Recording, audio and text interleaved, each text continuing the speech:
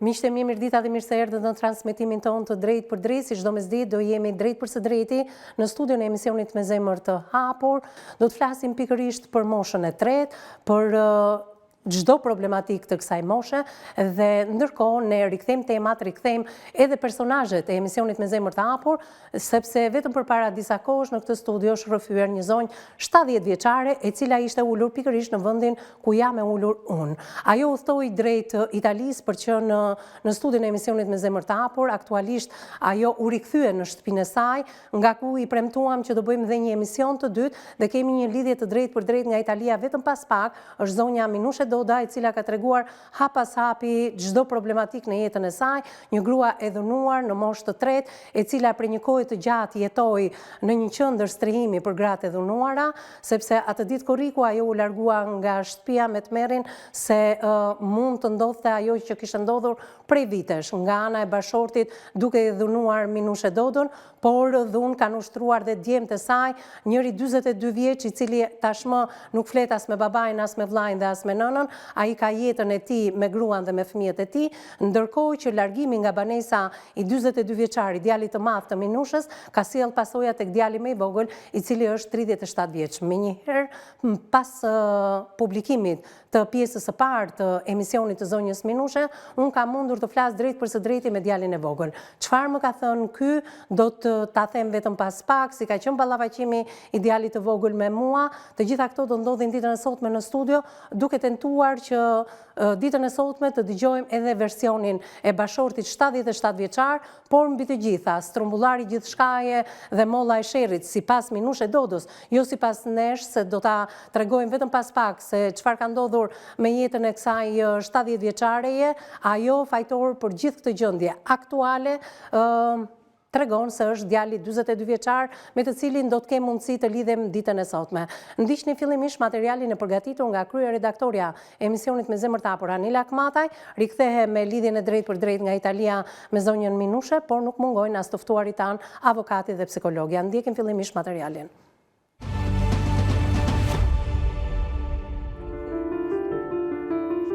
Historia që u trajtua disa ditë më parë në studion e emisionit Me Zemër të Hapur kishte të bënte me një 70 vjeçare nën e 2 fëmijëve, e cila mbriti në studion e emisionit për të denoncuar bashortin dhe 2 fëmijët e saj, pasi sipas saj, ajo rrëfeu se ata i kanë hedhur shumë balt mbi imazhin e saj dhe personalitetin. 70 vjeçaria rrëfeu se prej më shumë se 3 vitesh jeton e ndar nga familja dhe larg saj, edhe pse 70 vjeçaria rrëfeu se jetojnë jashtë kufive shqiptar në shtetin e Italisë. Prapë dhe aty është krijuar një situatë që gruaja rrëfen se ndihet e turpëruar në sytë e njerëzve që e njohin familjen, pasi të dy djemtë e saj e kanë dhunuar dhe e kanë rrahur atë barbarisht, duke detyruar të largohet nga shtëpia. Ajo u rrëfye edhe për ndihmën që bashorti nuk ia dha kurrë. Për më shumë ndiqni këtë pjesë të dytë të emisionit.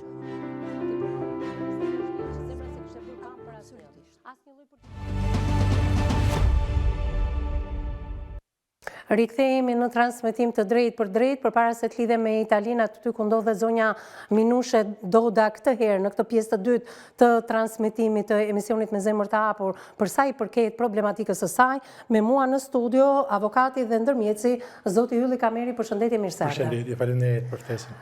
Në krahun tënd Eksena Qirici, psikologja jonë e përhershme. Përshëndetje Eksen, mirë se erdhe. Përshëndetje. Do të flasim për një nga plagët më të mëdha të shoqërisë shqiptare. Thuhet që kjo familje prej shumë vitesh ka emigruar në shtetin italian, por me sa duket mentalitetin dhe kulturën tonë e mbartim edhe në vende të tilla siç është Italia, Greqia, aty ku kemi emigruar më së shumti, ndoshta edhe Gjermania, Belgjika dhe në çdo vend, jo vetëm të Europës, por edhe gjithë botës. Lidhemi drejt për së drejti me 70 vjeçare me zonjën Minushe Doda. Zonjë Minushe, të përshëndes drejt për së drejti nga Tirana. Përshëndetje, Vis. Në radhë parë të falenderoj që je përsëri ashtu siç kisha premtuar në një pjesë të dytë të rrëfimit të historisë tënde, e cila në fakt mosha juaj është 70 vjeçare dhe 50 vite i ke pasur martesë, 44 prej të cilave ti i ke kaluar në një dhunë dhe në një terror të madh psikologjik, por edhe fizik. Je rrahur fillimisht që në momentet e para ke treguar në herën e parë kur kemi kryer emisionin e parë nga ana e bashortit, por nuk mungon munguan as në Itali torturat e tij, por mbi të gjitha ajo që është më e dhimbshme është që ti i rrahur edhe nga djemtë tu. Nuk e di, menjëherë pas zhvillimit të emisionit të parë, ke pasur ndonjë përballje me djalin e vogël, me bashortin, sepse me këtë të fundit, me djalin e vogël unë kam biseduar telefonikisht me të.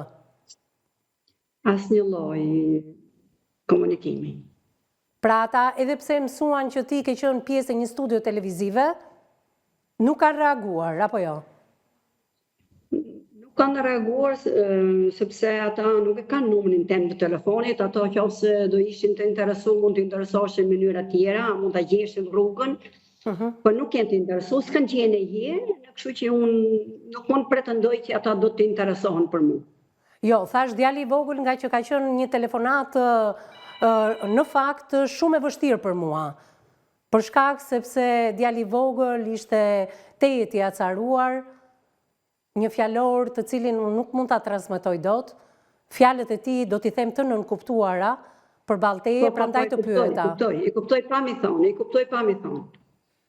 Ai nuk reagoi me ty, apo jo? Jo. A jeni përballur se ju jetoni edhe në të njëjtin vend? Jeni përballur? Jo. Këto ditë? Jo. Asnjë lloj përballje. Nuk kena shumë afër se ka me makinë, mund të shkosh për 20 minuta që ku jetojnë ata, ose mund të vinë ata ka unë që jemi 20 minuta larg me makinë. Megjithatë, përballjet tuaja kanë ndodhur her pas here edhe në komunë, apo jo? Po, vetëm me burrin 2 herë që e kam pa, një herë që jem e sigurt që më ka pa ai mua që ka ndaluar me bicikletë, që më hapi rrugën, këta jem 100% e sigurt, gjëra tjera. Megjithatë, zonja Minushe, ju paralelisht me gjitha problematikat që keni, sepse menjëherë pasi dole nga qendra, komuna e vendit ku ti jeton të ka çuar në një banesë sociale dhe ti këtë banesë ndan edhe me persona të tjera, po jo, edhe kjo është një problematikë më vete. Nuk është kështu, Visi, këtë gjë unë mund të zgjidhë, të çoh nëse mbroma që mund të zgjidhë kjo punë se është shtëpi private, nuk është shtëpi komune. Komuna më qiti mes rrugës, më tha mu, gjej punë e ne dilja vetë, sepse afiti është qeraja është shumë e lartë. Edhe një herë, shiko, erën e fundit kur kemi qenë bashkë, unë e di shumë mirë të paktën, nuk e di se çfarë ka ndodhur nga hera e parë në herën e dytë që po lidhemi me ju, kur keni qenë në këtë studio, thej që unë bashkëtoj me një çift i cili është shumë herë më i ri në moshë se sa unë, mund të jetë diku ke 50 vjeçët, dhe ata në shtëpinë tuaj që ju e ndanit bashkarisht, kishin sjellë edhe një person tjetër që më pas ju kishit shqetësime. Si mund ta thot komuna në Itali që ju të shkoni dhe të punoni kur ju jeni 70 vjeçë? Ju keni nevojë për ndihmë. Që të them të shtemi fjalë, kjo puna e fundit me fjalë që thashën të diçka që ndjekin nga mrapët këqijet, nga të 5 ditë u bona që jem këtu vetëm, mi fjalë e ka qitë për jashtë këtë që të thash më të. E po e të shofim të shinesë më Roma, se du tjetë, si thonë mo, gjoja me fundin në nësë më Roma. Pra, lajmi mirë, ti jeton me çiftin, por çifti ka larguar personin që të bezdiste. Pra, vinte një person i tretë, jetonte me çiftin në fjalë dhe problematikat ishin të mëdha. Mirë, ky është lajmi mirë që po na vjen, befasues në fakt edhe për mua, edhe pse kemi pak ditë që nuk e kemi komunikuar së bashku, edhe të ndalojmë pak tek çështja e procesit të divorcit. Procesi i divorcit tuaj po ndodh në Itali, apo jo, zonja Minushe? Po. Deri në ç'fazë të këtij gjyqi jemi? Sa seanca janë zhvilluar, çfarë pritet të zhvillohet? Kur të më thirrin që do shkojmë direkt në gjykat, s'kam asnjë lloj informacioni deri të shtej. Avokati ka bëu gjithë letrat, më tha që do presim kur të caktohet data. E qartë, pra nuk keni zhvilluar asnjë seancë? Jo, asnjë. Pra, ju prisni fillimin e seancave të para, ku do marrësh pjesë edhe ti, edhe bashkëshorti, sepse ai mbetet deri në këto momente bashkëshorti juaj, derisa të marrë vendim gjykata të formës së prerë, dhe do keni një ballafaqim aty dhe një ndërmjetësim, nëse do kërkohet rikthimi i ju të dyve. Ti do ta dëshiroje këtë rikthim me bashkëshortin, se do të pyesin? Ja, unë nuk e dëshiroj më. Po në qoftë se ai e kërkon në fakt që ju të bashkoheni me të? Unë nuk pranoj më se gjithë provat i kam bërë me jetën teme që me ta i kam dhënë gjithë shanset e mia. Nuk pranoj më. Nuk pranon më edhe sikur ai të tentoj të bashkohet me ju? Po, se i kam dalë hakut me vite Petrit Feritronit i du të skotru familjen. I kam dalë hakut me 100 herë. Sa herë ke kërkuar ti divorcin ose të largohesh nga kjo bashkëtesë e dhunshme me të? Atëhere, una, si thonë, nuk kam kërku, si thonë, me antë rrugëve ligjore. Me gjykat nuk e ke bërë, është hera e parë. Jo, vetëm se i kam thonë ati personalisht, ora nuk mund po duroj mo, do të zgjidh shto punë që e të shkotru familjen. Qartë, a mund të themi diçka përpara se ti të largohesh atë ditë korriku, ku në fakt e kemi diskutuar dhe me djalin tënd të vogël, ai ka një tjetër pretendim të cilin do ta them vetëm pas pak. Ti ke pasur problematika me bashortin. Le të ndajmë dy problematikat e tua. Një marrëdhënie me bashortin, një marrëdhënie e dhunshme që në fillimet e martesës, dhe të ndajmë me marrëdhëniet me djemt, sepse dhuna e djemve ka filluar kur ju, burrë dhe grua, jeni bashkuar djemve, kur ato kishin emigruar më parë në Itali dhe më pas u bashkuat edhe ju. Por ato gjithmonë thua ti gjatë gjithë jetës e kanë parë babain e tyre të dhunonte barbarisht. Derisa djali më i madh të ka dhunuar pse vllai yt do vinte për vizitë në shtëpinë tënde, por kjo është një tjetër aspekt. Le të ndalojmë pak këtu. Prej sa kohësh nuk funksiononte marrëdhënia juaj? Pra, përpara korrikut që ti u largove drejt qendrës për gratë e dhunuara. Pra, ju jetonit bashkë, flinit bashkë, se jetonit bashkë në një shtëpi po. Jetonit në dhoma të veçanta, na trego pak për këtë marrëdhënie. Jo, dhoma ishte e njëjtë, kërvati ishte i njëjtë. Po, unë i kam thonë atë në kajtë, për shembull që i thoj, i tregoshet, Juli, po këto veprime. Nuk më kam mbrojt asnjëherë, një herë ai më thonë atij djali që orë djalë që do bo, s'e ka thonë. U shprehte në mënyra të ndryshme, inshallah të ku ta di unë, më staj si agresiv në vetë, nuk më rritë afër, i kam thonë me vite, ti kam nevojë për të, afër s'planet një herë, më mbrojt për e qonëve. Vetëm gjatë periudhës që ka bëbo veprime Klodi, nga fundi gushtit 2011. Klodi është djali i madh, apo jo? Klodi është djali i madh. Edhe në momentin që Klodi të rau episod të cilin ne kemi cekur në emisionin e parë, pra pse vllai yt po vinte për ngushëllim për babain. Ka qenë rast të tjera sa dush, deri me 18 korrekt që e boni që ta më të rëmujt madhe në shtëpi. E kuptoj. Dhe bashorti çfarë bënte në momentin që djemt të rrinin? Çfarë bënte ai? Me këtë periudhë të një djalë që filloi i djali madh me kthe dore, me të gjitha, burri me djalën e vogël më kam mbrojt. Po nuk kam mbrojt e ke ku ti nuk ulesh në tavolinë të me ul më thonë, ç'a halli ke, që të bo mami diçka që nuk shko për të, nuk e ka bo, nuk ka desh me bo, a nuk di me bo, këte nuk më të gjej. Se në momentin që i foli djali më, që më tha, je nona ma keqe në botë, sepse e bo gjelozë se e në fëju unë, e në i drejtova djalit, burri më drejtu që më zhidhem sherne. Këto gjona unë ka ndërnu pesh, gjatë gjithë jetës të më si hiku djale më dhe në me djale vogële, po të njëtë gjona nuk ka tip që mbro familje, a nuk di, a nuk do, nuk mund të gjenjë. Zënja Minushe, ke bërë ti një analizë të jetës tënde, përse 3 burrat e jetës tënde, 2 djemt bashkë me bashortin, ishin kundra te, do më thënë, kur një grua në moshën tënde dhunohej një nga persona, 2 të tjerë çfarë bënin? Në qoftë se të rrinte burri, çfarë bënin 2 djemt? Në qoftë se të rrinte djali i madh, çfarë bënte djali i vogël edhe burri? Këtë dua të kuptoj. Si ishte atmosfera në shtëpinë tuaj? Ti çfarë bëje në ato momente? Po, të shpjegoj. Në këtë moment që nisi për këtë qëllim të nis nga si thonë, në fundi gushtit 2011-s. Po.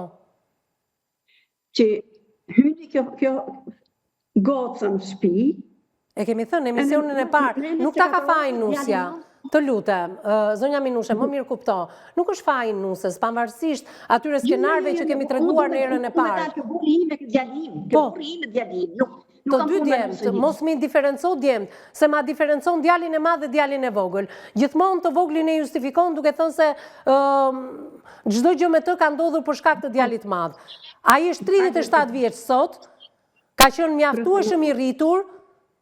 39. 25 në atë periudhë kur nisi sherri me në shtëpi. Po pra, ka qenë mjaftueshëm i rritur, i vaksinuar, që ai jo vetëm të dilte në mbrojtjen tënde, por edhe të mos ngrinte dorë mbi nënën kur djali i madh nuk ishte fare Klodi në shtëpinë tuaj, të lutem. Të tregohemi pak të drejtë në gjithë këtë histori. Ke tendencën për ta mbrojtur djalin e vogël. Në gjë më vëmendje. Ka nis sherri mrejnë 24 orëve që djali më pro gocën në shtëpi. E kemi thënë në emisionin e parë. E nëmë thamu, okej, për kështu ka vazhdu të punë. Nën mujet ka një djali më mi ven me ne gjithë. Atere, sot, zonja Minushe, bëjmë një pak, sepse është dëgjuar për djalin e madh edhe për nusën e tij, se çfarë ka ndodhur. Ne do ndalojmë nga momenti që djali i madh u largua nga shtëpia dhe pse ishin këto sjellje të djalit të vogël.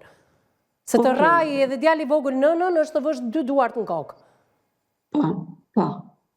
Ti prap e justifikon sjelljen e tij sepse u largua dhe e përjetoi keq. Çfarë do thotë kjo? E përjetoi keq largimin e të vllajt dhe duhet rrajm nënën? Atëherë, unë nuk do me mbrojt 100% se për këtë arsye. Pa që ka kalu këtë stres, depresion atë e ka kalu. Nuk mund ta mohoj.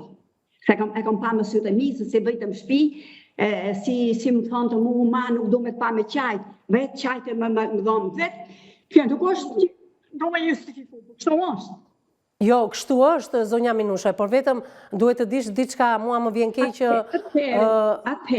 ti po qanë në këto momente. Sillet e ti kanë fillu që sillet e keq me mua masi gati më shumë se i vite gjysë që ishim vetëm ne me të vogli, unë e mu me gjithë burë dhe i vogli. E nisi sherrin me fjalë nga të voglët, jo po ke hullë kërë pak, jo po si hullë kërë pshit. E në gjujtë hullë të fterën sa ne, kënejtë këta ishin depresion e ti që ka përdër gjatë kësaj periude. A keni kërkuar ju ndihmë për djalin e vogël? Se arsyet janë shumë banale, i ke hedhë apo nuk i ke hedhë krip gjellës. Tani të lutem. Dakord pra unë, dakord jemi unë. Po pse nuk kërkuat të ndihmë, zonja Minushe? Nuk i ktheshe përgjigje gjatë ky. Këto gjeste që po të shtin. O ti paktën mos i bëj matronda ditë të tjera që të bëjnë. Ai filloi të bëj matronda, burri heshti. Zonja Minushe, babai mund të heshti, po nëna nuk mund të heshti, kurse si duhet kishit kërkuar një ndihmë të specializuar, sepse ai sille brenda familjes kështu, ai punon në një fabrik me shumë punonjës dhe ndërkohë sjellja e tij nuk e di se si mund të jetë me shokët e punës. Shkoputemi fare pak që ne ta mbledhim pak veten dhe të rikthehemi në pjesën e dytë dhe tregojmë shumë detaje të tjera, kush është telefonata dhe biseda që un kam kryer me djalin e vogël. Të shpresojmë që sot të na përgjigjet edhe bashkëshorti juaj në pjesën e dytë, por mbi të gjitha ne duhet kemi një ballafaqim ditën e sotme edhe me djalin tënd të madh. Ndjekim publicitetin e parë dhe rikthehemi më njëherë në studio.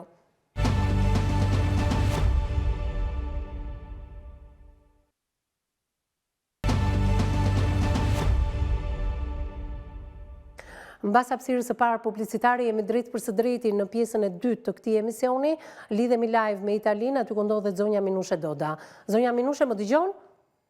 Po, dëgjoj, shumë mirë. Atëherë, the pak përpara se të mbyllim pjesën e parë, që djali vogël vinte në shtëpi dhe thoshte ma, nuk dua të shikoj me lot në sy, por lotët më tepër nga të gjithë besoj se ti ka shkaktuar edhe ai. Pjesë e atyre lotëve të tua janë. Burri the nuk mori pjesë edhe pse e kuptonte që diçka nuk shkonte me shëndetin e tij mendor, por dhe ju si nën nuk keni kërkuar ndihmë të specializuar, apo jo? Jo, se nuk mund të me shku, nuk ishte se ti thosh në ti hajde hikim kapo, hikim atje, sepse ishte, a i mu thonë të mu që ti nuk jem Terezi, e kupton? Megjithatë ju keni një mjek familjeje, me mjekun e familjes edhe mund ta diskutonit këtë gjë. Nuk e kam diskutuar së të rrenkut. Pra, aty që kishte vetë djali i vogël mundohej të ta përcillte edhe ty. Shiko, ngarkesë të madhe emocionale dhe psikologjike ti po kalon. Se është është e kuptueshme edhe për shkak të dhunës që të shustruar ndër vite. Po. Ti sot je 70 vjeçë dhe 50 vite të jetës tënde i ke kaluar më së tepërmi me dhunë, se sa i ke kaluar e lirë. Gjithsesi, dua të të zbuloj një telefonat të cilën unë nuk mund ta shfaq dot për publikun ashtu siç bëj vazhdimisht në emisionin me zemër të hapur, ka pas tension në atë telefonat, ngritje zëri nga ana e djalit të vogël, ofendime nga ana e djalit të vogël, por mbi të gjitha ajo çfarë është e rëndësishme, unë u mundova ta qetësoja dhe të kuptoja më shumë nga ai, sot e përforcoj edhe mendimin tuaj që diçka me shëndetin e tij emocional, mendor, ndoshta se nuk jemi specialistët për t'i vënë një etiketim të tillë, unë e pash, irritimi i tij ishte i jashtëzakonshëm, por një gjë nga kjo telefonat dhe bisedë që bëra me djalin e vogël do ta shkëpus. Ai thotë që atë ditë korriku ti ke ikur me dëshirën tënde nga shtëpia. Kush është e vërteta? Jo, ti e ke thënë që ke ikur me dëshirë, por e detyruar. Pra, për t'i shpëtuar një dhune, ti zgjodhe të mos kishe më dhimbje trupore fizike, por u largove një herë mirë për t'i thënë fund edhe martesës tënde. Çfarë ndodhi? Ma rikujto dhe një herë atë ditë, për t'ia thënë djalit të vogël që nuk është e vërtet që ti ke ikur me dëshirën tënde. Ai ka kërkuar rikthimin tënd? E kërkoi djali rikthimin tënd në shtëpi? Absolutisht jo. Atëhere, ta fillojmë me datën 15 korrik 2022. Po? Ishte ditë e premte në darkë, na po të thonë që ditë në shtunë do hikim në plazh. E në përgatit një gjohë që të kena për drek, i hik. Po? Atje. E në ditë në premte në darkë, 3 orës 5, shkova buna të nxerën në zjanë, këlla di unë, e në erë në kushinë, sa ishë kishtë të bo dushë, e në më tha, qëfar ju të bo? Kështë të përgatis aurisin për nese, që dojtë auris pëtofë, si shquot këtu më këlla di unë. Okej, alo? Sa unë, jo të shtem sa unë nuk do vapë këtu mrena më kushinë. E në pika zjanë. Zonja Minushe, të kërkoj ndje sepse kam në sfond një telefonat. Alo, përshëndetje? E kam mbyllur zotria pasi ka dëgjuar në fakt zërin e zonjës Minushe. Do ta riprovojmë edhe një herë, zonja Minushe, të kërkoj ndjes. Jemi lidhur drejt për së drejti me Italinë, me bashortin tuaj. Më duket se në fillim ka dëgjuar zërin tënd dhe më pas e ka mbyllur telefonatën. Të presim vetëm pak, të kërkoj ndjes edhe një herë për përsërisim edhe një regjia këtë lidhje telefonike. Shpresoj t'ja kemi arritur kësaj here. Nuk e di në qoftë se zotrin e kisha apo jo. Ishte zotria, më konfirmon në regjia, ka dëgjuar zërin tënd në fakt, nuk duhet ju kisha të dyve paralel për të mos përsëritur të njëjtën gjë si herën e kaluar. Që zotria nuk u përgjigj, ndoshta ai ka kuptuar që jemi nga emisioni, sepse edhe djali i ka thënë. Ja, e mbylli zotria, do të mundohem pak më pas, me që jemi tek telefonatat, të kërkoj ndjes zonja Minushe, kryejmë edhe telefonatën me Klodianin, me djalin e madh, për të mos pasur më të tilla probleme, që zotria dëgjon zërin e Minushes që është lidhur me ne. Përgjigjet, por më pas e mbyll sepse nuk kërkon ballafaqimin. Në fakt mua zëri bashortit më duhej në fakt në transmetim, por ai ka dëgjuar zërin tënd. Dëgjova 2 zilet e para dhe më pas nuk kam dëgjuar më asgjë. Lidhemi me djalin, shpresoj të na përgjigjet. Edhe djali e mbyll, në qoftë se ma konfirmon regjia, ishte numri telefonik i djalit, apo jo? Atëherë ishte të djali, thotë regjia, edhe ai e ka mbyllur, do të mundohemi të lidhemi më pas. Atëherë, zonja Minushe, bashorti është përgjigjur, thotë regjia, si duket dëgjoi rrëfimin tënd dhe nuk përgjigjet më pas. Si mendon, do ta kërkoj ai një ballafaqim me ty? Për mendimin tem, kishte për të kërkuar, kishte kërkuar me vak. Se ka thonë fjalë më t'ulta, me fjalë mas 3-4 ditëve që unë kam hik nga shtëpia, Unë I ka marrë gjithë informacionet, ai ka thonë padronit vetë. Është I romen që quhet s'ka vëndësi, nuk du me qita emna. Po, edhe epitetet që t'ka vënd ty, të mos I themi në transmetim, se janë shumë të ulta, por mund t'i themi të nënkuptuara. Ai e ka pyet, ku ke nusën, sepse do të shkosh në punë ke familje tjetër që e njifte po ky. E një ka thonë që nësja njime është smune, kanë qu atje ku qatë për psikiatri. Ndërkohë që ti ishe në shoqat. Ishe në shoqat, e dëshëm më shku në punë që ishte e pranëtu më puna, e kishe punë në dorë. Gjatë kohës që ke qëndruar në shoqat, mund të më tregosh pak zonja Minushe, ti ke mundur të punosh, jo? Mësë thejnë më rapë nuk mund të punoj, se mi fjalë, si thonë, ishte situatë shumë e vështire ime që nuk e ke idenë sa vite kom qaj. Nga 2011, pa ne I parlamenta gjone, nga 2011. E diri para një viti që kam mori qik vetëm, do I thonë vetës temi që du me jetu, që nuk qajmë. Unë qashë për ditë, etë që rrugë, me fjallë, që rrugë komësosh, me fjallë, e në vejshë ka puqim ka pëjtë, gjupit e në bërtit që më të modhe që më së njëfë njerëzit. Dakord. Pra, atë që ke pasur 50 vite brënda, ke kërkuar të nxirrësh jashtë, edhe kjo është mos e justifikueshme, sepse edhe pse po ndjek kamerën për të folur sy më sy me ju, unë shikoj edhe lëvizjet e psikologës tonë Eksena Qerici, që jam shumë kurioze të analizoj në fakt të rastin tënd, që është një nga rastet, po ta them më të vështira, të përjetuara edhe për shkak të moshës. A mund të themi, zonja Minushe, sa kohë ke qëndruar ti në qendrën e grave të dhunuara? 2 vite 8 muaj. 2 vite 8 muaj. Çfarë bëje ti në këto 2 vite 8 muaj për ta kuptuar si funksionojnë shoqatat në Itali?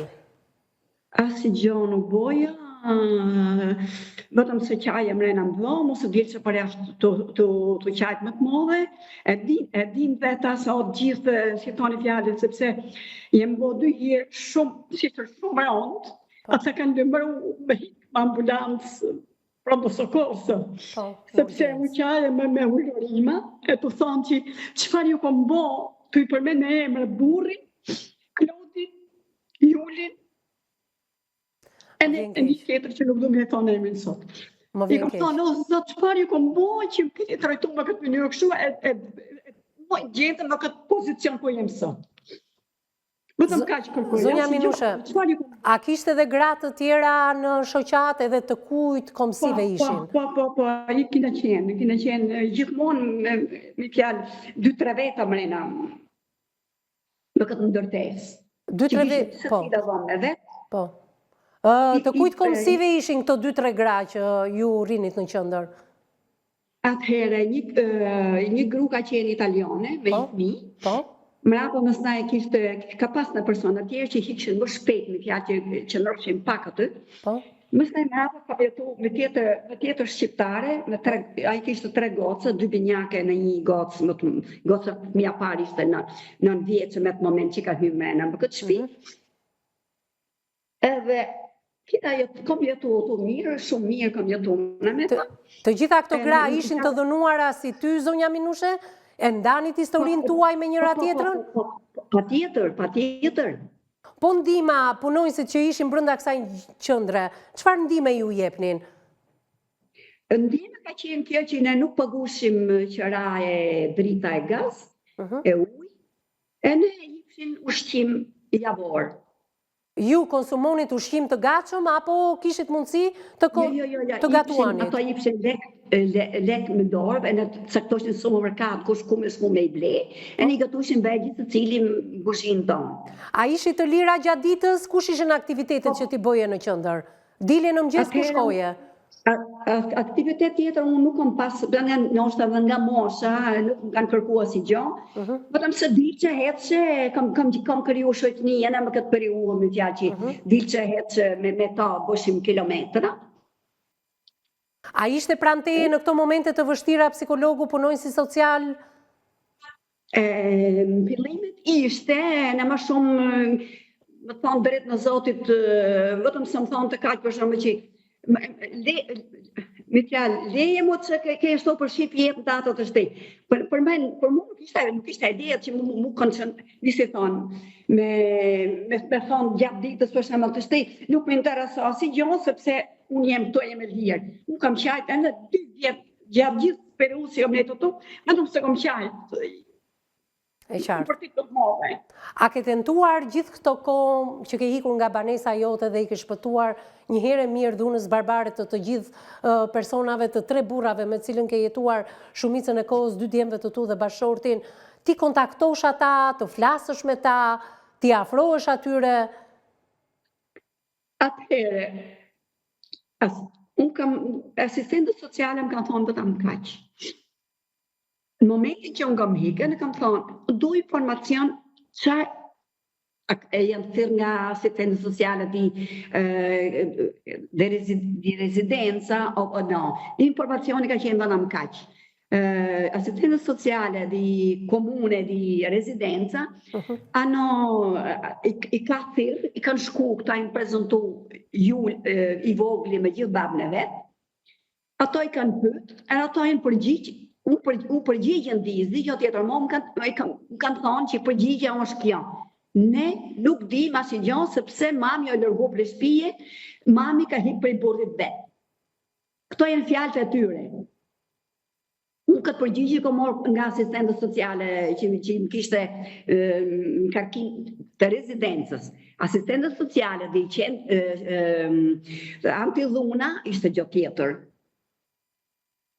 E qartë. Megjithatë, zonja Minushe, mendon se mund t'i afrohesh dal nga dal djalit vogël fillimisht dhe më pas të madhit? I madhi e ka mësuar që ti ke qëndruar shumë vite në qendër, që tani je në një banesë që e ndan që ranë me personat huaj. A është ai në dieni? Atëhere, unë di vetëm kaq. Unë kur kam hyrë qendër me fjalën që hika prej shtëpie, kam lemrut njerëzit më të afërt të familjes teme, me fjalë vllajën e madh, nusën e vllajt, goslën e vllajt të madhen që ka lidhje me djalin tem të madh, me Klodin, që kanë pas marrëdhënie të mira. I ka pas në Juli, për kjo është shkëput vetë, kjo nuk i mund t'i vejt pali Julit, pëse është shkëput kjo goca vllajt e me modhja me Julin. Nese, Klodi e ka ditë shumë mirë, sepse goca vllajt e mu përgjigjë mu kështo. Minushe mund t'ja jap Klodit numrin e telefonit atë, të vjerë të mulet i kur je të qoj ke shtëpia vetë, unë ju kam përgjigjë kështo. Ishte Klodi që donë të mamin, më kishte ardhë me vak, e që kam prit 10 vite, me ardhë të shtëpia, që i kam dalë haput 5-6 herë, hajde biri derë se Klodi, ke vllai jot, ke nona, ke baba jot, Klodi se ka pranu këtë gjo, u i kam bot gjitha që kam pas mundësin me bo, pa i vu djeni Julin, pa vu djeni djalin e vogël, babën e Julit, e kam thonë Klodit hajde biri ders. Gjatë periudhës që u ishte të vujt me Julin, Klodi nuk ka di gjë. Po mirë, pse nuk ka dhe mundësinë, shiko, populli e ka një fjalë, zonja Minushe, më mirë vonë se kur. Ndërkohë, kur ai mësoi që ti e larguar nga shtëpia, je në qendër, mbesa juaj ka kërkuar që numrin tënd të telefonit t'ja jepte Klodianit. Pse mos ta bënte? Hapin Klodi edhe sot e ka këtë mundësi. Atëhere, unë të them kaq, se mund të shte durimi, si thoni fjale, mbaron dhe durimi. Unë e prita kaq vite, i bona gjitha shanset e mija, ja thash komplet që pa djenin e vllajt vetë. A i nuk e boni, as i loj centimetre, nuk ka lëviz, as i milimetre nuk ka lëviz a i nga aje pozicioni vetë. Nuk është faj im. Unë nuk isha nevoj mo për Klodin, për del se i dhash gjitha mundësi. E prita 10 vite, s'po tham 12, se në është të bëj gabime me të bon, atë mo bledhin e zbritjen. 10 vite e kam prit, Klodi nuk e hodhi hapi. Po për çfarë kërkon ballafaqimin me Klodianin sot? Në qoftë se unë do ta marr Klodin sot, dhe ai do thotë që unë e kam bërë lëvizjen time. Vonë zonja e vis, por e kam bërë. Atëherë, ti çfarë kërkon? Pse kërkon këtë ballafaqim me djalin e madh sot? E kërkoj në duti, kërkoj vetëm këtë përgjigje. Çfarë i kam bu, që i kam çu letër deri vitin e parë, shkruajt me 5-6 faqe atje ne e kam çu, e në kam për mu është ofendim. I ka thot vllajt vetë që do më bo mami shkrimtare. Nuk jem të bo shkrimtare, im të thonë të që ndjem shpirt. Pra, edhe në qoftë se ti do bësh shkrimtare, do më vinte shumë mirë që mendimet tuaja ti hidhje diku, që jetën tënde ta shkruaje diku. Unë e di që ti e mban një ditar të tillë, nuk ka absolutisht asgjë të keqe. Një grua që në moshën tënde vazhdon edhe punon, ndoshta edhe si kujdestare në familjet italiane, atëherë nuk ka asgjë të keqe që ti të kërkosh edhe në këtë moshë një evolucion tëndin, për qënë ajo që ti e sot, e mirë artikuluar, e mirë menduar, dhe djemë duhet ishin krenar për një nënë të tillë. Gjithsesi, unë do t'ja ja fjallën në këto momente dëgjoj me vëmendje fillimisht psikologen tonë Eksena Qerici në lidhje me çfarë ke dëgjuar ditën e sotme nga një zonjë mirë artikuluar, mund ta themi këtë gjë, ndoshta një qasje që bashorti progresin, por edhe djemt zhvillimin e kësaj zonje nuk e paskan dashur, gjithmonë e nënshtruar në familje dhe 3 burrat që kanë shënjuar jetën e saj mbas moshës 18 vjeç e kanë edhe dhunuar. Unë të nis e vis me atë që shpesh të gjitha gratë e kësaj grup moshe, por ndoshta edhe më të vogla, kur buri nuk e do gruan, dëmton dhe prish imazhin e saj, automatikisht fëmijët e marrin atë si model. Dhe kjo zonjë nënkupton faktin që dhuna prodhon dhunë. Pra një bashkëshort i cili nuk e ka dashur zonjën, i ka dëmtuar personalitetin, e ka ofenduar, e ka sharë, pra është munduar që t'i nxjerrë në pa të gjitha aspektet negative. Dhe normalisht të grindesh apo të zihesh për një sjellje të zakonshme, ta kthesh arsye debatit, pra tregon që bashkëshorti nuk e ka dashur zonjën e tij, pra nuk ka qenë zgjedhja e tij. Dhe normalisht ajo kohë theksonte që nëse formohet një lloj martese, ajo duhet vazhdoj me hir apo me pa hir, edhe pse dhuna është pjesë e saj, dhe zonja sot tregon që 50 vite të kaluara me dhimbje, të qash për 50 vite, këto 50 vite kthehen në mendësi. Jo vetëm për zonjën, që edhe pse ka marrë një iniciativë sigurisht në një moshë tepër të vështirë, kur gjithçka ka marrë një formë shumë të ngurtë për të ndryshuar, sigurisht që edhe fëmijët, edhe djemt nuk kanë bërë asgjë më shumë, thjesht kanë përsëritur imazhin e babait dhunues, pra e babait që ofendon, që dëmton, pra nuk është thjesht dhunë fizike, por është edhe dhunë psikologjike, e cila është ajo që dëmton më shumë një grua në këtë lloj rasti. Sigurisht zonja përfaqëson një sasi shumë të madhe grash në Shqipëri që kanë vuajtur pikërisht këtë lloj dhune. Pra martesa të ndërtuara ndoshta me sforco, me zor, kur gratë gjithmonë kanë vuajtur ndërhyrjen e familjes, pra kur familja me mendimin e saj mendon që kjo grua është e mirë, s'është e mirë, pra gjykim familjar në raport me personalitetin dhe imazhin e gruas, sepse zonja tha një të vërtet shumë të trisht, që zotria, pra bashkëshorti i saj, nuk ka imazhin e familjes, nuk ka imazhin e dashurisë. Gjë që ka transmetuar zonjës ndër vite, pra që nuk i ka qëndruar afër. Nuk ka ditur në asnjë moment pra të ndërtojë një imazh familje që në thelb përmban dashurinë, pra nuk ka patur në asnjë moment dashuri. Do të thotë që aty nuk ka patur imazh familje dhe kjo ka bërë që në mes tyre të prodhoi pra 2 fëmijë, të cilët në një moment apo një tjetër t'ia kthejnë braç. Dua të ndaloj tek ca skena të tmerrshme.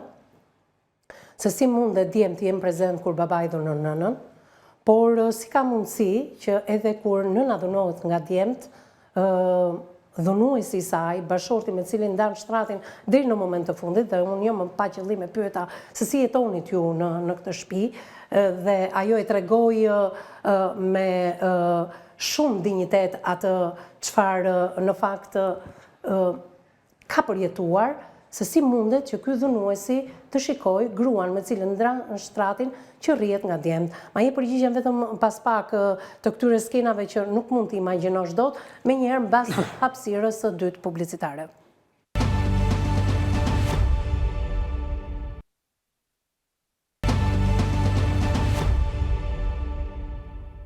Mbas hapësirës së dytë publicitare, jemi në pjesën e tretë dhe të fundit, përpara se të kaloj fjalën pikërisht tek psikologja Eksena Qerici për të folur për të dyja rastet se si djemt mund shikojnë nënën teksa i dhunon babai dhe në të kundërt burri dhunues shikon kopjet e tij, djemt e tij që dhunojnë nënën. Dua të lidhem në këto momente me djalin e madh të zonjës. Urojmë dhe shpresojmë ta kemi në këtë lidhje. Edhe pse zonja pretendon që në fakt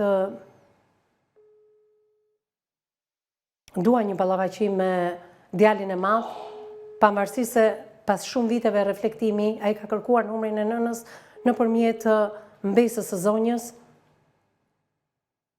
Shpresoj që zilej vete, shpresoj që të lidhem me Italin. Në këtë dhjetor festash, Italia është pushim. Alo? Alo? Përshëndetje. Përshëndetje. Zoti Klodian, të kërkoj ndjes për shqetësimin. Unë jam Evisa Meti, drejtuese e emisionit Me Zemër të Hapur në televizionin News 24. Po? Sot është në fakt emisioni i dytë që ne kemi bërë me nënën tuaj me zonjën Minushe, e cila është lidhur drejt për së drejti nga Italia dhe për një kohë të gjatë, nuk e di a jeni në dieni ju apo jo, ajo ka qëndruar në një qendër për gratë e dhunuara. Tani, ju vetë, Klodian, kur e keni marrë vesh këtë fakt? Këtë e kam marrë vesh që kur ka ndodhur. Që kur ka ndodhur dhe... Nuk është e vërtet, por nuk është e vërtet. Çfarë nuk është e vërtet? Kjo që mama im ka thënë. Pra, nuk ka qenë e dhunuar nga vllai edhe nga babai? Jo. As ju nuk e keni dhunuar, kur? Jo, unë u bona me mamin të mi që sot e 12 vjetë, 13 vjetë që nuk kemi lidhje. Sepse ajo nuk danë. Unë nuk e kuptoj se çfarë ka po kërkon ajo ke ju. Që deri dje nuk i ka thonë njëri, jo, as mos shohi fëmijët, as mos vikon. Ajo vetë nuk kërkon, nuk do njëri. Në fakt, unë kam pasur një telefonat edhe me vllajën tënd të vogël, të paktën ai nuk ka mohuar dhunën, por ka thënë ajo është larguar me dëshirë dhe dëshira është kur një njeri shmanget asaj çfarë e pret. Gjithsesi, le të flasim pak me nënën se kam në një lidhje të drejtë për drejtë nga Italia. Zonja Minushe, më dëgjon? Po të dëgjoj. Atëre, Klodin e kam në lidhje telefonike, i cili mohon ashtu si edhe djali i vogël, që ti je një nënë e dhunuar prej djemve, por një grua e dhunuar dhe nga bashorti. Po. E ngjohë shumë mirë përgjigjen që dha. Po?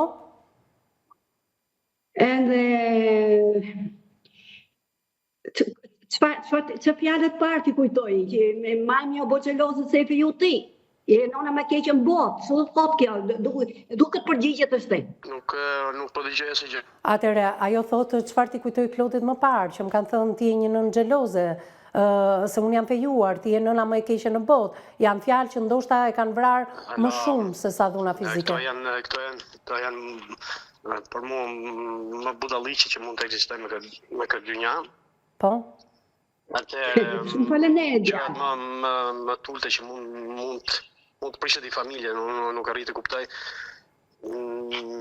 Kur ka lind çuni i parë, fëmia e parë, unë i kam marrë në telefon, po çoj idem në spital, se të lindi. Nuk më intereso, ty fëmia që të lindi, inshallah, bon ato që tim ke bo mu. Këtë fjalë më ka thonë. Ka lind fëmia, unë çuni sot e kam, mashallah, po 12 vjeç edhe çik. Do të rroj. Si ka ra në jenë men. Që ta shofi, si ka ra në jenë men. Mua s'm ka thonë as troj fëmia. O Klodi, po çfarë kishe bërë ti nënës tënde? Inshallah të të bëj fëmia atë që më ke bërë ti mua. Këtë se kuptoj. Shiko, ajo tregon një episod që në një vdekje të familjes së babait tënd, daja jote po vinte për ngushëllim në familjen tuaj. Dhe ti ke thënë, thuaj dajës të kthehesh mbrapsht dhe atë ditë ti ke rrahur nënën tënde. E vis kur zami. Si gjë nuk është vërtet. Kush ka thonë dajim ka ardhur ke shtëpia, ka bërë qokën siç kemi në traditën tonë dhe ka ikë ke shtëpia vet. Ja, ta dëgjoj zonjën Minushe se kërkon të flasi Regjia, ma jepni pak zërin? Po, Minushe më thuaj. Klodi, po pse nëne i mohot gjitha gjonat? Mos kujto se i fshirë t'ja vajtë, keni qenë 4 vetë me në shpi. Me gjithë ditën nga në qenë 5. Atere, pse i mohon si kanë qenë 4 veta brenda në shtëpi? Mirë, Klodi, e di çfarë dua unë nga ana jote? Ajo tregoi një episod, zonja Minushe, që mbesa e saj i ka kërkuar. Po. Falë, jemi drejt për drejt edhe në televizion? Po, jemi live, edhe unë ju prezantova në fillim. Atëherë, Klod. Okej, Klodi. Këto janë... Po, biseda familjare. Atëherë, këto janë shumë gjoratulte, shumë budalli që më se da, në imet bashkë vit, flasin, nuk e ka nalu asë. Unë faleminderit për opinionin që ti Edhe ka qenë në tashi, ishëm një varim, më kaloj afër iku, Po, po e shifshin të gjithë, po. nuk ka gjë më të keqe. Prandaj që unë as nuk dua se këto janë O, Klodi. Nuk ka pse të shkoj të hapet, Po. nuk arrit të kuptoj pse të shkoj të hapet gjithë dhe të delin në televizion ku jena këtu. Se është vetëm. Atëherë, Klodi, më dëgjoj pak. Ti flet me vllajën e vogël edhe me babain? Alo, më dëgjon. Po? Alo, më dëgjon. Nëse do bëjmë një lidhje jashtë emisionit, Po. shumë me gjithë qef. Ja, dhe një pyetje të fundit. Ti, a flet me vllajën e vogël dhe me babain? Kur takona, edhe flasim. Kur shiheni edhe flisni? Po, në rrugë. Okej, në rrugë, vetëm thjesht përshëndeteni. Në këtë atmosferë festash dhjetori, Që sot s'kan ardhur, ha? në këtë atmosferë festash dhjetori, a mundesh ti të kesh një takim me nënën tënde dhe ti harroni gjithçka, ti japësh ngrohtësi nënës tënde? Nuk e ka nalu njëri nënën time si për pas një gjë. Nuk e ka nalu njëri për as një gjë. Këto janë më gjëra më të ulë që mund, edhe mund bënte të shi ajo. Këto janë vetëm filmat që i bëhet në kokën e saj, dhe nuk kena që t'i bëjmë. Okej, Edhe dënësime që i ka bo babit, i ka bo vlajt, i ka bo kot. po. Po, kot jo, se në qëndër... është krijuar vetëm nga ajo. E Mirë. thjesht. Da. Klodi, unë të falenderoj, mjafton që ti hapësh derën në nënës tënde dhe të kesh komunikim me të. Alo, unë sot kam 2 fëmijë, kam 11 vjeç që qunë, kam dhe gocën 7 vjeçe, Po, si ka ranë nërme njëri që edhe më thonë të roj fëmija. qartë. Unë e di që je i plagosur, por gjithsesi le të falim. Çfarë gëzimet më të mëdha, çfarë gëzimet më të mëdha i kalova, Po. se këto ishin gëzimet e mia. Po, Nuk është paraqit njëri jo paraqit as më thonë me një telefon të roj fëmija. qartë. Vale. A je gati për t'i harruar këto plagë të tuat? Je gati për t'i harruar, ndoshta është një fillim i ri këtë dhjetor. Po normal, kush është ai që do hulli poshtë nënën e vet. Faleminderit, Klodi. Se do të bënte këto sa ajo, mjaftot merrte thonte një telefon, unë do të shoh fëmijët, që nesër, që sot. Tash rrim Padova, e di që rrim Padova, rri këtu E na. di se nuk e bëj pyetje. Ka shkatru familjen tonë. E kuptoj. Ka të bëjë dëllësu vllajt, ka Qartë. të dëllësu babajn, ka më keq më, tikin nona nga shtëpia që nuk arrit të E kuptoj. Le ta mbyllim bukur, Klodi. Duke thënë që ti je i gatshëm të telefonosh nënën tënde dhe gjithçka ti hedhësh pas. Faleminderit, Klodi, që reagove. Faleminderit. Atëherë, zonja Minushe, Po pse më bëj pyetje? nuk të dëgjonte ashtu siç duhej, nuk ka rëndësi për pyetje. A je ti e gatshme ashtu si Klodi që thot, në 2 lindjet e fëmijëve të mi, nuk mora as urimin, unë çfarë pata për të kaluar në këtë jetë i kam kaluar dhe prisja mbështetjen e familjarëve të mi, me vllajin dhe me babin, kur shikohemi edhe komunikojmë, ai është i gatshëm të telefonoj dhe të flisni si nënë e birë, pa kujtuar të shkuarën tuaj, por duke ndërtuar një të ardhme. A je gati ti, zonja Minushe? E ardhmja ime që jem 70 vjeçë sot, s'kam të ardhme mo. Zonja Minushe, a je gati ti që Klodiani të telefonoj, të ndërmjetësojmë, ta telefonosh dhe ti, të uleni, të konsumoni një kafe si nënë dhe birë, pa kujtuar, nga e kaluar asgjë? Të takosh nipin dhe mbesën se si ke takuar kur? Gjithë këto, ku mund t'i thosë që se nuk e kam bërë si gjë, për këte e mora. Zonja Minushe, Çfarë nuk kam bërë, një të përgjigja si gjë tjetër të lutem, nuk e takuar kur nipin 12 edhe mbesën 7 vjeçe. E kupton çfarë do të thotë për një gjyshe? Ti as nuk i njeh ato për figurë. Ti mund takohesh për ditë me ta dhe nuk e di që është nipi dhe mbesa jote. Të lutem, merri mesazhet ashtu siç duhet, mbaron logjikën psikologja dhe më pas do dëgjojmë dhe avokatin. Atëherë Ksena. Sigurisht ne jemi palë që e kemi të vështirë të kuptojmë dhimbjen emocionale që ka jetuar zonja. Dhe sigurisht reagimi i saj është i mbledhur dhe shpesh i pakuptueshëm për ne që nuk kemi qenë pjesë e kësaj dhune. Sigurisht e lam tek pjesa që si është e mundur që babai dhunues nuk reagon ndaj fëmijëve dhunues. Nuk shkon si logjik. Pra një baba i cili ka formuar këtë lloj imazhi për nënën, automatikisht nuk ka pse reagon, sepse në të tilla raste ajo çfarë dëgohet është që nëna e meriton. Pra prandaj babai e ka dhunuar, sepse nëna ka qenë një grua e cila nuk ka merituar ta trajtosh mirë me dashuri, por është trajtuar. Ajo çfarë unë do të kisha shumë interes është përse ky djalë mendon që kjo është nëna më e keqe në botë. Pra kjo është e rëndësishme, për të gjithë reagimeve që kanë pasuar, pra një nënë e cila është kaq e vuajtur, sigurisht nuk mund të presësh. Çdo gjë është iluzioni i saj, thot djali i madh. Pa diskutim, sepse fëmijët atë imazh të nënës kanë marrë. Dhe nuk njohin një imazh, pra nuk njohin një nënë të mirë, sepse babai e ka dhunuar dhe sigurisht ka formuar tek nëna një gjendje psikologjike e cila nuk është ekuilibruar. Pra nuk mund të presësh që një nënë e dhunuar në 50 vite të jetë e qetë dhe ekuilibruar mendërisht.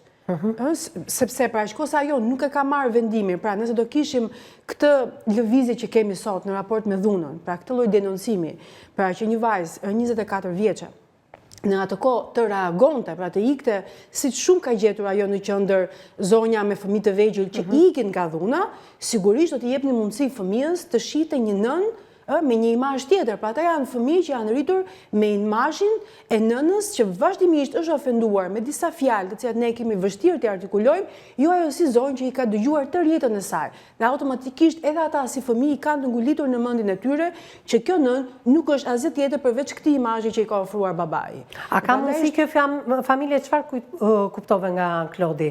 Jam gati, thot, po, të telefonohem me nënën time, pavarësisht se unë i mora kësaj jete gjithçka dhe nënën time nuk e kisha, siç ishte lindja e fëmijëve. Zonja në fjalë nuk njeh as nipin as ndesën. Kjo është e dhimbshme. Mos largimi nënës ka bërë që ai të thotë që nëna shkatroi familjen, pra iku. Do të thotë që një nënë. Shiko, Klodi kishte ikur për vete dhe nuk e kishte kthyer më kokën pas, se jetonte nëna, se jetonte babai, se jetonte vllai. Absolutisht Klodiani iku duke ndërprer çdo lloj komunikimi. Pra duke ikur problemit. Imazhi i fundit që ai përshkruan për nënën është një nënë e cila ka ikur, me dëshirën e saj e përforcon djali i vogël. Askush nuk ikën nga familja thjesht me dëshirë. Pra duhet të ndodhi diçka madhore e cila ose duhet të jetë një gjendje psikologjike e vështirë e krijuar në këtë familje që një grua. Se ti thuash nënës çon në këtë moment të lash pjatat dhe ato pjata që ishin në lavamant të thyeshin, atëre të mos e normalizojmë gjën. Por djali i madh ishte si duket kishte marrë informacion, po të njanshëm, pa e dëgjuar nënën. Sepse sigurisht se nuk i ka interesuar për shumë vitesh. Ka të tjera mundësi, në Shqipëri nuk e ke këtë lloj mundësie. Pra, Italia ta ofron mundësinë që ti të ikësh nga familja si rezultat i dhunës, pa ti nuk ikën me dëshirë. Je i detyruar për shkak të dhunës ti ikën. Pra një nënë për fëmijën, do të thotë një nënë që ikën nga familja për shkak të dhunës, është një nënë që braktis familje dhe kjo është e rëndë për një djalë. Dhe për më tepër denoncon babai, do të thotë që edhe djali e ka normalizuar dhunën, pra shko sa thotë e ke duruar. Ç'është kulturë që ne mbartim kudo ku shkojmë. E mbartim me vete. Do me thonë, për te asaj valigjes, ne marim edhe valigjen e kulturës me vete dhe nuk integrojmë fare. Se dalim jashtë kufiri, për mentalitetin nuk del kollaj jashtë. Okej. Dua të dëgjoj pak avokatin. Në këtë kushte avokat, pavarësisht se i gjithë procesi ligjor do të zhvillohet në Itali ashtu siç tha edhe zonja. Çfarë ndryshon nga një proces këtu në Shqipëri, duke qenë se ti e ke këtë mundësi për t'i analizuar të dyja vendet? Po, unë dëgjova me vëmendje zonjën, dëgjova me vëmendje djalin e saj edhe duke rrëfyer gjithë historinë e kësaj familje, konstatojmë një element shumë të rëndësishëm që në vitin 2002 fëmijët janë larguar nga Shqipëria dhe në vitin 2008 ata kanë bërë bashkimin familjar që do të thotë kanë marrë përsipër drejta dhe detyrime e saj takon si nënës ashtu edhe babait. Duke parë historinë 40 vjeçare të martesës që i bie domethënë një martesë lidhur vitin 1985 pranë kushtet e një varfërie të tejskajshme të shqiptarëve, kemi të bëjmë një çift të konsoliduar, të cilët në Shqipëri kanë arritur që të realizojnë vetveten, të janë përpjekur që të kenë më të mirën për fëmijët e tyre, nuk kanë arritur. Edhe për shkak të varfërisë, emigracioni ka qenë rruga më thjesht, më sakt, edhe ajo që do u jepte më tepër pavarësi. Mirë, po ashtu si kudo, në momentin që ndodhe migracioni, riverifikohen, çekohen, du të themi, analizohen, shpërthejnë disa elementet cilët janë karakteristike sa i takon bashkësisë ligjore, apo martesës që ne e quajmë, por realisht është një bashkësi ligjore. Pra shikojmë s'pari barazinë morale, pra ndryshon barazia morale. Nëse në banesën e vjetër, ku jetonin gjithë bashkë me një varfëri të tejskajshme, ndihej fyerja, ofendimi, bullizimi, konfliktet me motrat, me kunetrit, me prindrit e bashortit. Tashma kemi një barazi tjetër morale, ku kemi një, do themi, një nën e cila shkon për të punuar, për të integruar, gjen punë, mëson gjuhën, integrohet në sistemin social në Itali, pra bën disa përpjekje për progres. Por jeta nuk është gjithmonë vaj, jeta nuk është gjithmonë që ecën, do të thonë, në këto drejtime. Ajo, nërkohë që ajo realizohet, që ndodhë, do të thonë, nga pala tjetër. Kemi, jepen disa shprehje, ndoshta disa frazat, cilët në vend që të kalojnë shumë heshtje, mund t'jenë trokitje shumë trënda. Pra ajo ndjen bullizimin e bashortit, talljen e tij, sa herë që ajo përpiqet që të shpjegojë apo të kërkojë një drejtë sajen, edhe madje thot agravoi thot sjellja e tij deri në ato momente kur më goditi edhe më ka rrahur kush e di sa herë. Tashma në moshën 70 vjeçare ajo ka zgjedhur rrugën ligjore, që do të thotë i ka peshuar përpara të gjitha opsionet e ndryshme sa i takon jetës saj. Fëmijët i ka të stabilizuar punën e vet, sepse ato vete kanë thirrur nënën në Itali. Po kështu edhe bashorti tregon më pak interes për sa i takon bashortes saj, ndofta për shkak të jetës së gëzuar që mund të bëjë në Itali për shkak. Edhe ai 77 vjeç avokat, nuk është se ka ndonjë lumturi të madhe të jetë vetëm në këtë lloj moshe. Po atëherë që mund sa i jeton me të birin, vërtet, po dhe i biri do krijojë jetën e tij. Po si është e mundur që një njeri 70, 72, 74, 77 nuk arrin që të krijojë një barazi morale me partnerin e jetës së tij? Ka ndryshuar mjedisi social, dhe në momentin që ka ndryshuar mjedisi social... Po se s'ka bërë ato pavarësinë emocionale, pra ne nuk... Do themi, qaste gëzimin në vendet tjera, apo në aspektet tjera të jetës në Itali.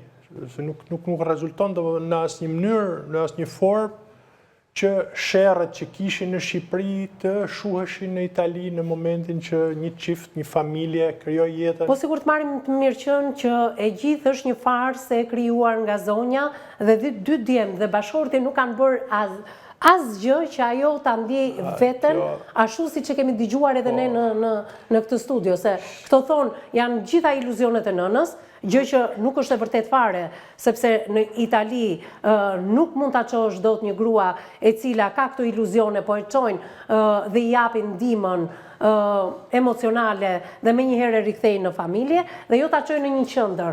Pra, çfarë ka bërë dy djemt edhe burri që këto grua ta bindin që gjithçka është një iluzion. Po edhe këtë nuk e kanë bërë. E drejtë ajo, po du të themi diçka që të largohemi pak nga stereotipet, po kujtoj një histori rreth 40-45 vjet më përpara, kur mësuesja e letërsisë na dha hartim në klasë për dashurinë për nënën. Edhe një hartim krejt i veçantë ishte hartimi i një shoku në klasë i cili kishte përshkruar kështu rolin e nënës. Nëna mund t'jetë budallaqe, nëna mund t'jetë idiote, nëna mund t'jetë trash, nëna mund t'jetë hajdute, nëna mund t'jetë kriminele, mund t'jetë gjithçka, por nëna ka diçka që nuk e kanë gratë e tjera, ka ndjenjën e nënës për birin e saj. Pra, kemi dy fëmijë të cilët këtë gjë duhet ta shënojnë. ndjenjën e nënës për ata nuk do ta ketë asnjë gru tjetër që do takojnë në jetë. Ndofta mos ju pëlqej nëna, mund të mos jetë e bukur, mund mos jetë e këndshme. Sepse ne prindrit nuk i zgjedhim dot, sidomos edhe në. Po, sepse nuk është problemi nëse i zgjedh, problemi është që ndjenja, investimi në ndjenjës është krejt ndryshe. Dhe normalisht mund të jetë prish, mund të ketë humb dashuria, mund të ketë shterru komplet dhe mund të ketë transformu respekti, mund të mos ketë fare mirë kuptim, mund të mos ketë asnjë element të familjes e cila du të përbënte unitetin mes djalit, babait apo personazhit, zonjës Doda. Por shëndeti, mirëqenia, puna, lumturia, mbrojtja, progresi duhet jenë në fokus të kësaj familje. Dhe procesi i divorcit që do zhvillohet në Itali du të ketë një karakteristikë të veçantë për sa i takon zonjës Doda, e cila du të kërkojë patjetër një kompensim për sa i takon kontributit të saj martesor. Ajo ka dhënë kontribut në familje, kontribut në krijimin e pasurive, kontribut në krijimin e pasurisë apo shërbimeve. Ndofta roli i saj nuk ka qenë i mirë pritur dhe në mënyrë të kamufluar djali shmang marrëdhënien e gjyshes me niprit. Por ai du ta ketë parasysh që një dhuratë tillë du t'ja bëjë nënës me detyrim ndoshta nëpërmjet gjykatës. Parashikuar edhe nga ligji, po. Edhe parashikuar edhe nga ligji. Pra këtë duhet kuptojnë ndjemtë e zonjës Minushe që ligji si në Shqipëri dhe në Itali parashikon ndihmën financiare ndaj prindit vulnerabël që nuk ka mundësi as të punojë dhe jo në këtë formë është kontributi kompensues diçka tjetër që jepet për shkak të pabarazisë në zgjidhjen e martesës. Nërsa asaj që i takon detyrimit për ushqim, duhet jetë edhe detyrimi për të caktuar një person që do ushqejë nënën e tyre, pavarësisht kontributeve, pensioneve apo të ardhurave që e sigurojnë në Itali. Prandaj keni kujdes kur ktheni krahët dhe shpinën duke mos komunikuar me prindrit, sepse ligji parashikon gjithçka që avokati zoti një avokat i mirë dhe një avokat i zonja tha që unë kam një avokat ka në fokus interesin më të lartë të klientit edhe të fëmijëve të mitur që në këtë rast janë niprit edhe stërniprit e zonjës. Ju falenderoj të dyve për prezencën në këtë studio dhe për gjithë vlerat e komentit në lidhje me rastin të një analize të mirëfillt. Ju falenderoj. Atëherë, zonja Minushe, më dëgjon? Po, të dëgjoj. Atëherë, avokati dha disa sqarime absolutisht që ty do të vlenë me mbrojtjen tënde në Itali. Ke gjithë të drejtën e botës të kërkosh jo vetëm divorcin, por dhe pasojat që vjen nga ky divorc, dëmshpërblimin dhe gjithçka tjetër, edhe ndarjen e pasurisë, të pret një rrugë e gjatë përpara, vetëm të lutem. E kam me shumë rëndësi të them që bëj disa hapa pas, ndoshta nga që je nën, një edhe gjyshe, Klodi tha që jam gati për ta dëgjuar dhe tule me nënën time, pra e bëri një hap me ne, të lutem, telefonoje, mos i kujto asgjë nga e shkuara, konsumoni thjesht një kafe, merri erë, kërkoj të sjellin edhe fotot e fëmijëve, ose të sjellni nipin dhe mbesën në takim, dhe jeta do të jetë më e bukur dhe 2026 për ty do të jetë shumë e bukur. Je gati për ta bërë këtë gjë? Atëhere, do të them i diçka mas najtja përgjigjen e fundit. Po, më duhet ta mbyllë, Në qoftë se Klodi do të thonte vetëm një herë i kam gjujt mamit, do ta bëj shumë gjestin. Klodi në muj që ka bëmë me shtëpi, që ka jetu me Atere, ndoshta, dëgjo, zonja Minushe, ndoshta nuk na e pranojnë në publikisht. Kjo balë varrosje për zgjallëni. Absolutisht ke të drejtë. Nuk na e pranojnë në publikisht. Varrosje për zgjallëni, nuk pranojnë asnjë gjë, keni qenë varrosje për zgjalli e besoj dhe të mirë kuptoj. Atëherë, të lutem, zonja Minushe, nuk e pranoj publikisht, por mund ta pranoj ty privatisht. Të lutem, ulu, po i paja kërkuar këtë gjë, se ndoshta nga bisedat tuaja, duke ulur, duke i marrë erë, duke takuar nipin dhe mbesën pas kaq shumë vitesh, pas 12 vitesh, atëherë ndoshta në disa biseda që ju do bëni rresht, mund t'ja thuash edhe këtë, mund t'a pranoj apo jo, është e drejta Klodit. Të falenderoj zonja Minushe, që të kisha drejt për së drejti nga Italia, Kjo ishte mundësia jo ndërmjetësimit, duat më vish në 2026 me lajme të mira. Unë e kam arritur qëllimin që Klodin ta bind që të telefonoj dhe të keni një bisedë së bashku. Mos ja kujtoj që në takimin e parë, as në të dytin dhe as në të tretin, jepini kohës, jepini kohë njëri tjetrit, falni më shumë dashuri dhe ndoshta në të ardhmen ai mund të ta pranoj dhe mund të kërkoj dhe falje, pse jo. Faleminderit Minusha. Faleminderit juve. Faleminderit. Faleminderit edhe ju miq që na keni ndjekur drejt për së drejti nga ekrani i televizionit News 24 me mesazhe të forta siç vijnë çdo dhjetor, duke pretenduar se viti që mbyllim për të sjellë një vit të ri do të na bëj akoma edhe më të mirë. Bashkë ndajemi këtu për të ritakuar në ditët në vijim. Deri atëherë më takofshim.